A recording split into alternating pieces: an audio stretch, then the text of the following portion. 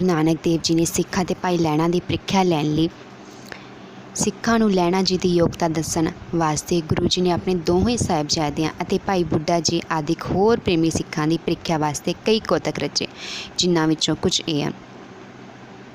एक दिन श्री गुरु जी ने अद्धी रात समय अपने दोहां पुत्रां अते कुछ निकट सेवकां नूं वारी-वारी कहा कि साडे बस्तर नदी तो धो के सुका लियाओ।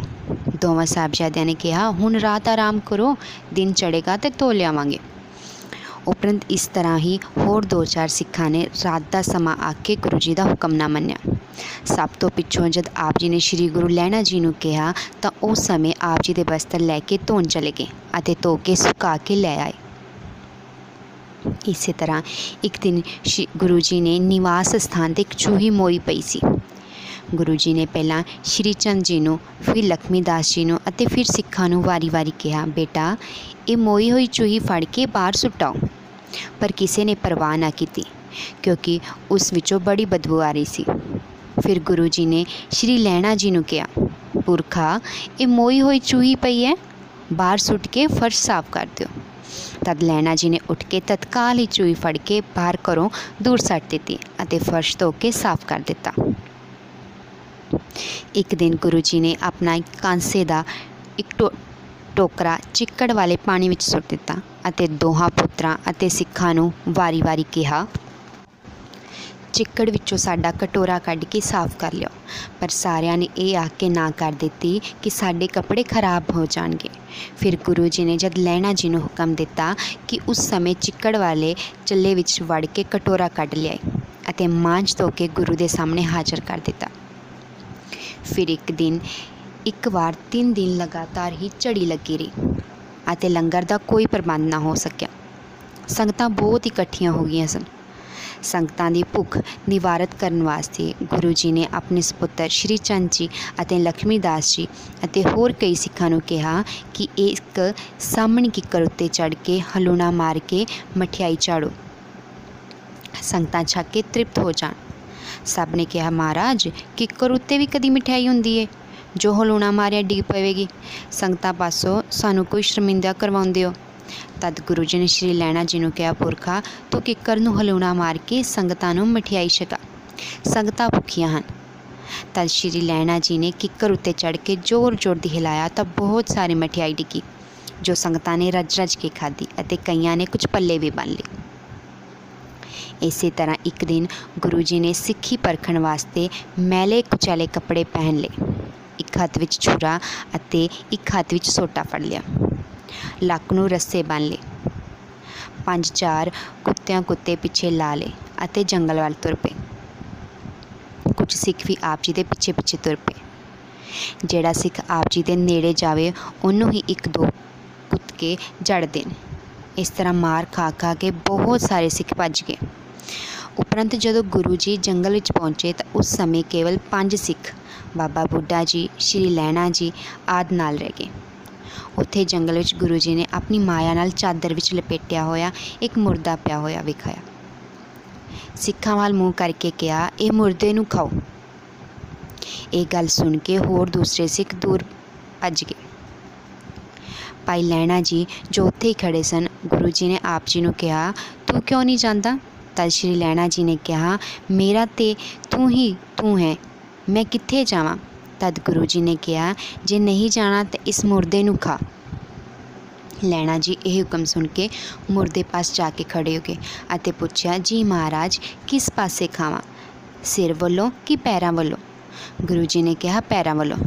जद लैणा जी ने 7 बचन आख के पैरां वल्लों कपड़ा चुक्या तो वह उसनूं मुर्दे की थां कड़ा प्रसाद प्रतीत होया। जद लैणा जी उसनूं खाण वास्ते तैयार होए तो श्री गुरु जी ने प्रसन्न होकर उसनूं अपने जफ्फी पा ली अते वचन किया, साडे अंग नाल लग के तू अंगद हो गया। इस तरह श्री लैणा जी की हर प्रकार की प्रीख्या करके गुरु जी ने उन्होंने गद्दी का योग अधिकारी घोषित कर दिता। 5 पैसे ते नारियल आप जी के अगे रख के 3 परिक्रमा करके अते फिर पहला आप मत्था टेकिया अते फिर सारी संगत नूं टिकाया।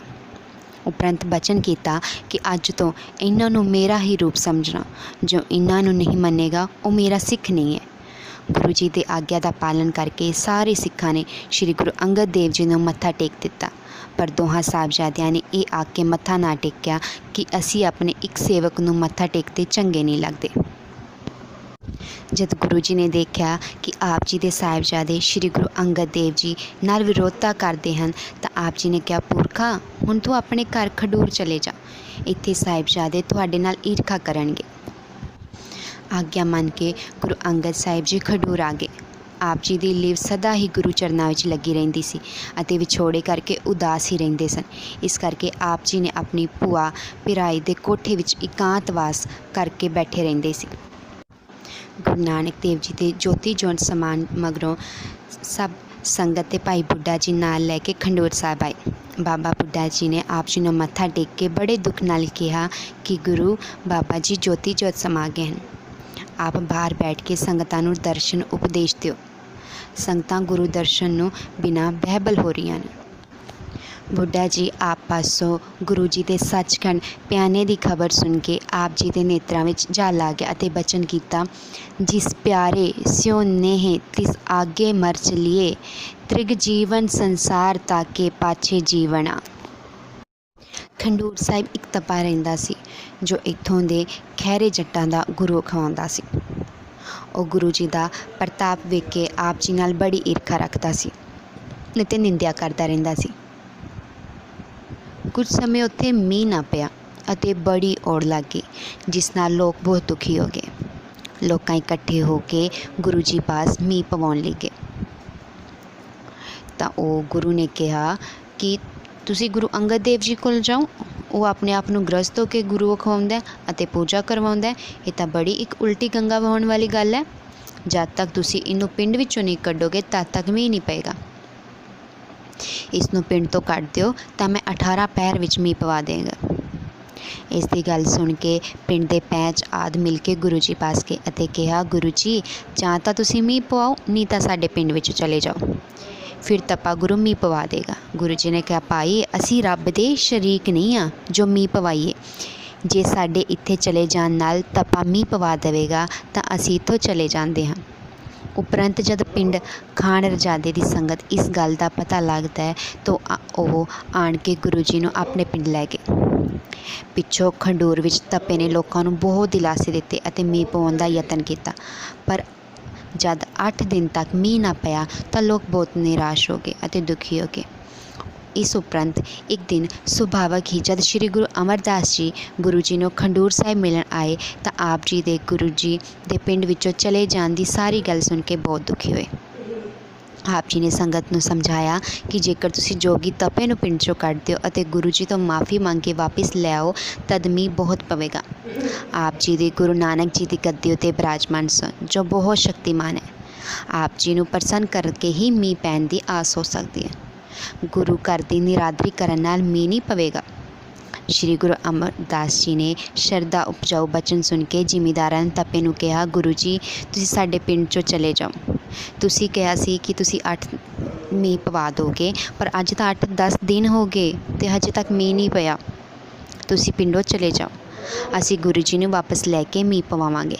पैंचां दी यह गल मन के तपा पिंड चों चला गया अते लोग इकट्ठे होकर गुरु जी पास गए अते अपनी भुल की माफ़ी मंगी अते खंडूर साहिब वापस लाए।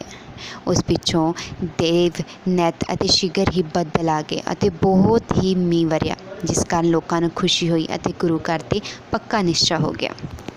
बिना किसी रूप विच प्रीख्या लेंदे हैं अते सानू उन्हां दी प्रीख्या ते खरा उतरना है। अगर घर कोई रोटी मंगन आउंदा है तो आपां कह देंगे नहीं जी हजे बनी नहीं या कुछ नहीं, उन्होंने बना के रोटी खवाओ। कोई बहुत आस नाल आउंदा है तुहाडे कोल। जे साडे ते दुख मुसीबत आउंदे ने तां ओह टाइम गुरु साडी प्रीख्या लै रहे हुंदे ने कि असीं किन्ने टाइम गुरु ते भरोसा कर सकते हैं, किन्ने टाइम अटल रह सकते हैं। किते असीं डोलदे तां नहीं, किते साडे मन विच माड़े फुरने तां नहीं आउंदे, किते शंका तां नहीं होगी गुरु घर प्रति, अपने गुरु प्रति। इसलिए जदों भी कोई औंकड़ आए तो अपने गुरु ते विश्वास रखो, वो औंकड़ तो तुहानूं ओही बाहर कड्डणगे। वाहिगुरू जी का खालसा, वाहिगुरू जी की फतेह। होर वीडियो देखने लिए साडे चैनल नूं सबसक्राइब करो अते बैल आइकन का बटन जरूर दबाओ। अगर तुहाडा कोई सुझाव होवे तां ओह भी तुसीं सानूं इस ते जानकारी दे सकते हो। धन्यवाद।